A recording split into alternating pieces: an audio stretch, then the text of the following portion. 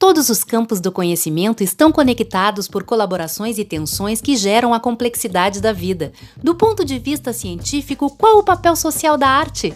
A arte como ciência reflete sobre essa questão ao dialogar com artistas que constroem sua praxis na articulação entre criação e reflexão. Assista às entrevistas toda primeira terça-feira de cada mês e acompanhe nossas ações em nossas redes sociais e no site artecomociencia.com. Boas-vindas ao projeto Arte como Ciência. O convidado de hoje é poeta, é músico, é pesquisador, é professor. Eu falo de Richard Serraria. O Richard Serraria, que hoje vai estar aqui com a gente, conversando sobre toda a sua trajetória, com um enfoque especial no conceito que ele desenvolveu no doutorado dele de tamboralitura. Richard, boas-vindas ao Arte como Ciência. Boas-vindas para todos e todas. À disposição aí para a gente conversar um pouquinho sobre as tamboralituras, sobre essas performances da oralidade e essas práticas ritualísticas também em torno dos tambores. E antes da gente entrar no conceito de tamboralitura, eu queria que tu mesmo nos contasse um pouco da tua trajetória, a tua trajetória de vida, mas como que isso ecoa nas escolhas artísticas que tu fez e na forma como tu pensa a tua arte em relação à sociedade. Bom, a minha trajetória, ela se dá a partir de um bairro periférico, uma vila, como a gente chama em Porto Alegre, uma comunidade, como se fala de um modo mais ampliado no Brasil, né?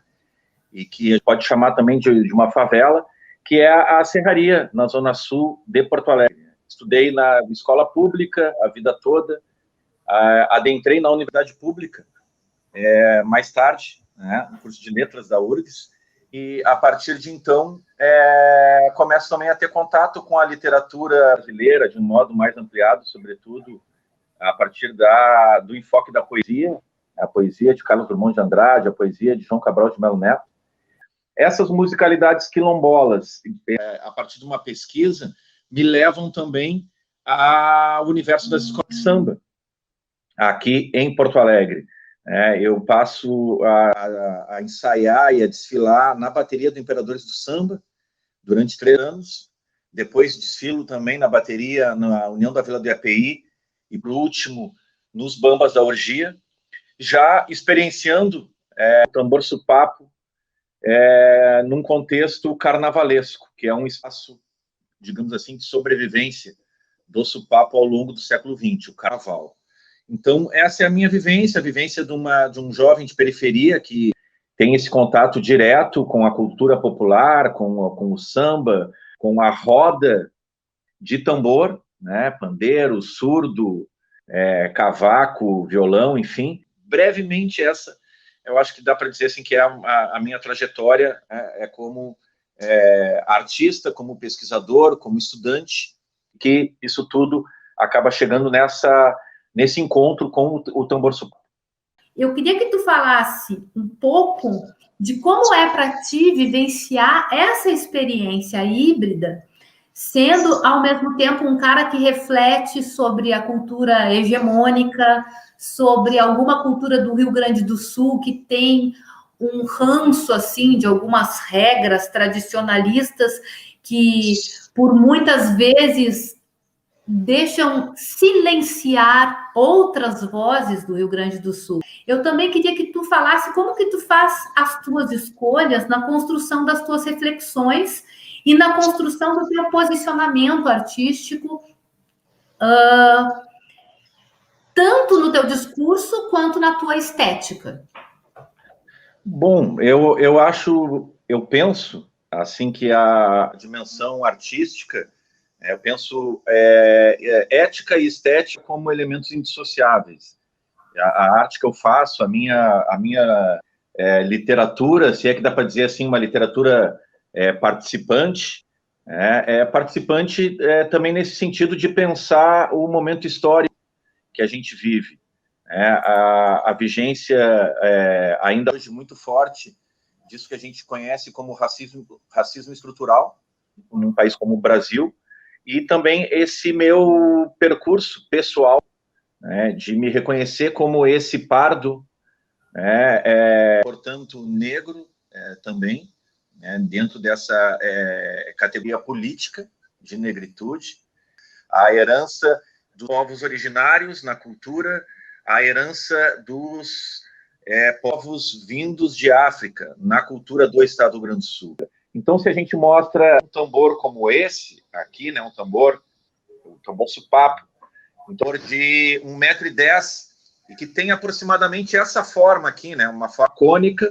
Tenho aqui uma miniatura, né, para que a gente possa ver. Ele é tocado só na parte de cima, né, a parte de baixo ela é para ressonância de som. Se mostra-se um tambor desse, e se pergunta para a maior parte da população no estado do Rio Grande do Sul, ou de resto no Brasil, para as pessoas, por exemplo, responderem se isso é gaúcho, a maior parte das pessoas vai dizer que não, em função dessa ideia tradicionalista que procurou se afastar da contribuição negra. A riqueza desse estado se construiu com a mão de obra negra escravizada.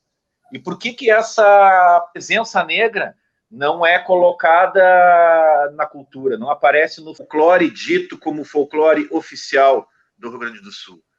Isso são inquietações, são perguntas que já, talvez, certamente, não com a clareza com que eu penso hoje, a partir de vários anos de pesquisa, já na década de 90, no curso de letras, vendo a funcionalidade e a normalidade com que Chico Science, Mestre Ambrósio, Comadre Fulozinha, no Livre S.A., uma série de bandas e grupos do Nordeste lidavam com a cultura de massa, o rock, o rap, dentre outros elementos, e misturando isso com a cultura local, com tambores indígenas, com tambores negros. No Rio Grande do Sul eu não via isso.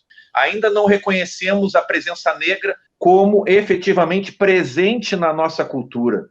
Então, isso eu vou trazendo para os meus trabalhos, para pensar essa presença negra não só no Rio Grande do Sul, passo a pensar nisso também no Cone Sul, já que o escravismo também estava presente no Uruguai, também estava presente na Argentina, também estava presente no Uruguai, no Paraguai, no Chile. São portais de alteridade que mostram coisas diferentes daquilo que foi passado para nós, pelo menos aqui no Rio Grande do Sul, como a cultura oficial tradicionalista, uma cultura eurocêntrica, que valoriza, por exemplo, a gaita, né, um instrumento de origem europeia, que é muito legal, que é muito bacana, o timbre é muito bonito, é um instrumento muito legal para compor, né, para utilizar nos arranjos musicais, etc. Mas, ao mesmo tempo, se a gente pensar num arco histórico e poder pensar assim também, bom, mas o que a gente tem de elemento musical e cultural genuíno do estado do Rio Grande do Sul? E a gente vai chegar, inevitavelmente, ao tambor supapo, exatamente por essa história que eu contei antes, dessa presença negra, maciçamente, né, predominantemente na conformação da população, já a partir dos primórdios do século XVIII. O trabalho que eu faço, eu gosto muito de mencionar, em nenhum momento eu uso a palavra resgate. Resgate, a gente pressupõe que algo está acabado e que, bom, então estamos resgatando. Não se trata disso. O carnaval no Rio Grande do Sul ainda resiste e tem, né, toda a história do século XX como um elemento muito forte. A gente tem os terreiros de Umbanda e Batuque como um lugar também de práticas rituais e de poéticas que estão ali, de musicalidades também, que estão ali muito fortes no estado do Rio Grande do Sul. A gente tem as congadas em diferentes municípios do estado do Rio Grande do Sul, vivas ainda hoje no século XXI. Né? Então, tudo isso dá conta da presença viva desses elementos, a cultura que se recria e que se refaz, a tradição que se atualiza no presente, mantendo esse espaço em construção. E aí, Richard, o que eu queria um pouco de ti agora, além de um pouco do teu tambor daqui a pouco, então eu queria um pouco que tu falasse dessa impressão que tu tem como uma pessoa que realmente circula em diferentes ambientes, com pessoas com diferentes referenciais, as escolhas que tu faz, e depois tu engajar isso no que tu entende por tamboralitura. É isso, nesse momento agora é isso. Sim, essa ideia da tamboralitura, né, ela começa a se materializar, né, quando eu começo durante o meu doutorado, eu saio para fazer uma viagem com a Labeoni ao longo de 2013 e 2014, e a gente passou por 114 cidades de todo o Brasil, e nessas cidades de todos os estados do Brasil, num projeto do SESC chamado Sonora Brasil, junto com a Labeoni, que é um grupo de percussão negra do estado do Rio Grande do Sul, eu passo também a conhecer espaços sagrados ligados aos tambores, também nos diferentes estados do Brasil. E aí começo a pesquisar algumas coisas da poesia banto, em Angola e Moçambique, né? E passo também a pesquisar a matriz iorubá. A matriz iorubá, se a gente pegar os grandes grupos étnicos de África que vêm de maneira maciça para o Brasil, né, no período colonial, é a matriz banto e a matriz iorubá. E aí, na matriz iorubá, eu me deparo com a poética dos oriquis. E aí eu passo a ver, bom, mas vamos ver o que é isso, vamos ver se isso não está presente também na cultura brasileira, nisso que a gente julga, né, como a canção essa que Caetano Veloso canta, Chico Buarque, Lene, Zé Cabaleiro, Chico César, né, Tom Jobim, Noel Rosa, Chiquinha Gonzaga, mais ou menos a ideia era essa. E aí também começo a pensar nisso. O que esse relegar ao negro a condição da corporalidade? O negro também pensa. O negro não é só a volúpia corporal, a riqueza do tambor. E aí a gente passa também volta a pensar em alguns desses elementos e algumas dessas práticas de racismo estrutural vigentes ainda hoje na historiografia literária, que não conhece a presença dessas poéticas orais africanas e dos povos originários. Não entende essa riqueza como conformadora de uma literatura brasileira. Aí, quando aparece o negro, por exemplo, na literatura brasileira do século XIX, em boa parte do século XX, é o negro como personagem. Mas aí a gente vai ter que procurar, estudar, né, e ver uma riqueza, uma diversidade muito grande de autores negros, né, e que não ganharam espaço também. Né? Mas a literatura negra no século XIX, a literatura negra no século XX. O processo do Sopaporiqui me parece muito assim um amadurecimento dessa praxis em que a gente consegue, né?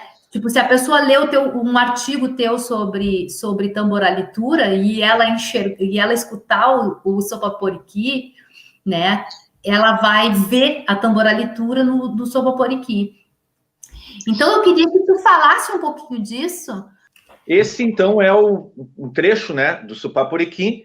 E aí, essa questão que tu colocaste também, né, Vivi, essa questão do ritmo da palavra, né, tem um pensador russo, né, chamado Roman Jakobson, um cara que pensava também a partir da linguística, pensava a poesia a partir a função poética da linguagem, né? Ele dizia que toda coincidência fonológica é sentida como um parentesco semântico, ou seja, essa proximidade fonética, né, das palavras, elas geram também um sentido, um significado.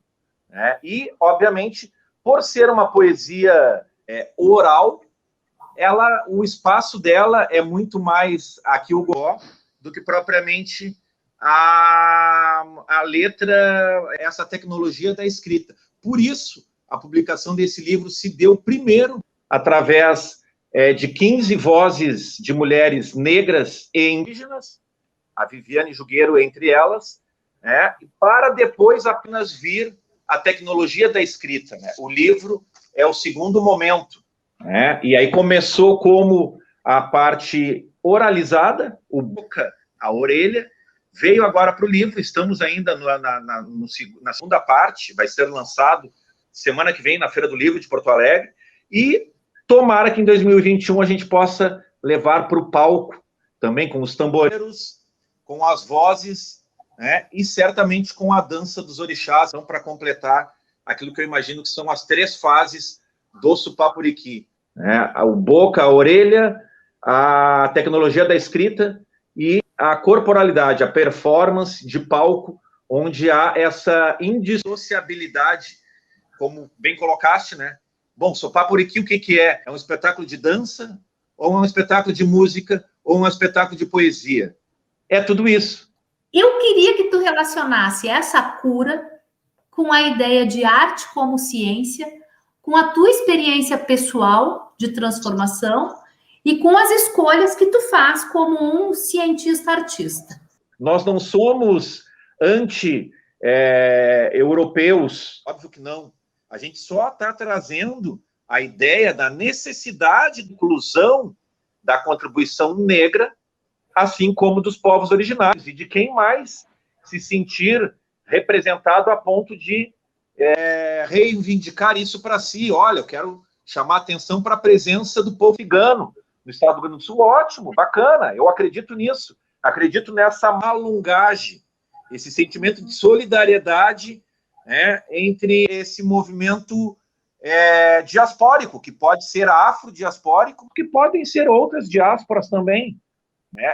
A gente pensar que nessa língua portuguesa, dita como oficial, a gente já tem um espaço de fissura aí, esse diálogo conflitual que eu coloquei, num termo, por exemplo, a Lélia Gonzalez chama de língua portuguesa, que é esse português com empréstimos da língua banto, da língua iorubá, com empréstimos das línguas indígenas, né? E aí a gente pensar, então, essa língua portuguesa de matriz latina, né?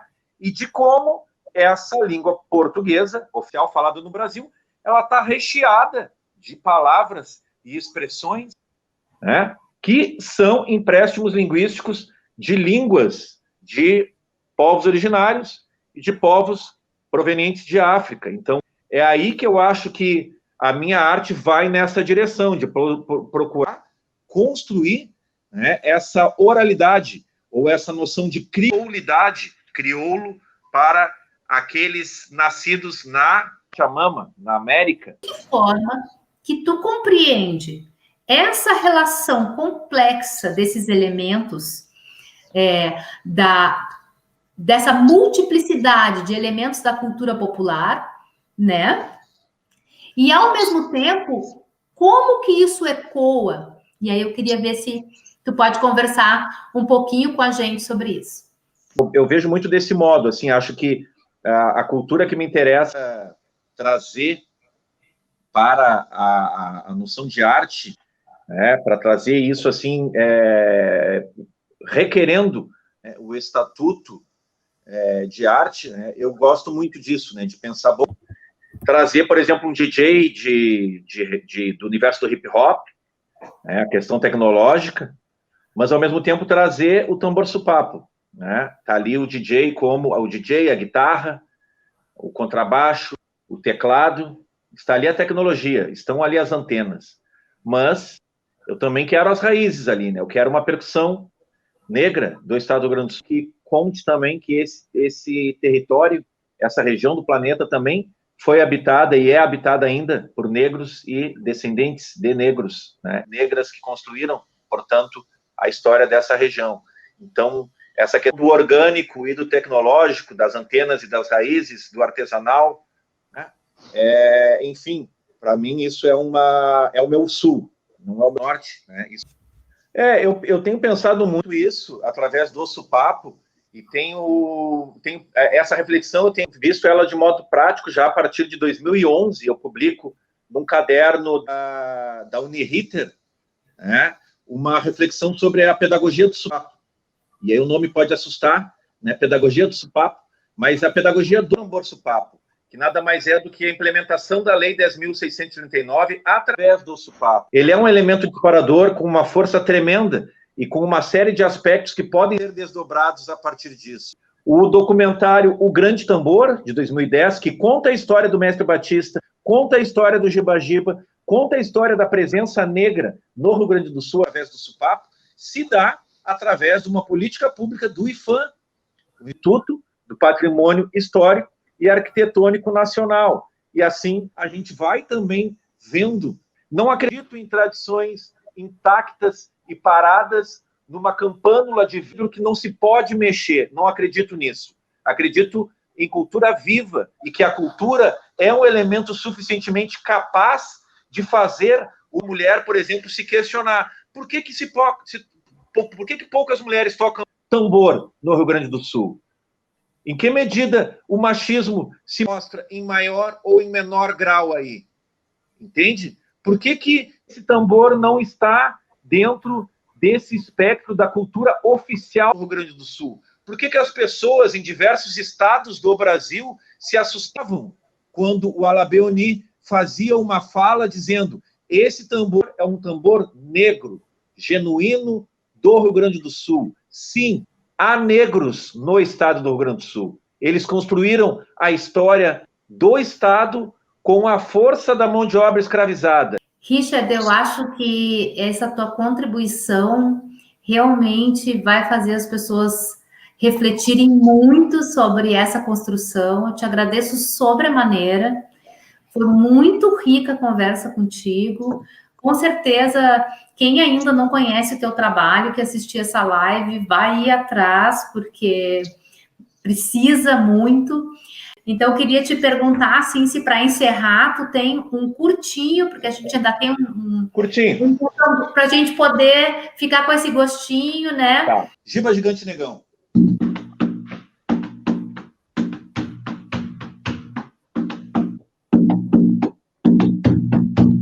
Bate forte o tambor, teu amor, o sorriso e flor. Bate forte o tambor, teu amor e uma mordida na flor. Deus, Cronos, GG e Jexá, Nagô, Nagô. Deus, Cronos, meu pai, Oxalá, Xangô, Xangô, chamou Xangô.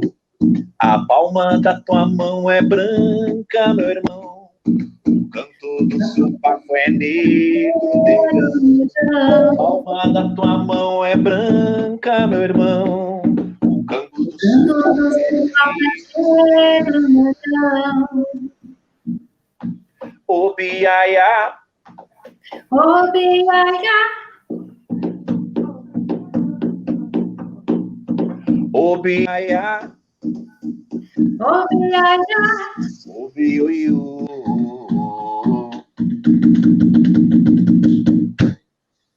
Graças. Salve. Obrigada, Richard. Eu que agradeço, valeu. Então, a Katy Perkins vai ser a nossa próxima convidada, por isso a entrevista vai ser em inglês, porque ela é norte-americana, mas sempre contaremos com a tradução da nossa querida equipe. Até a próxima!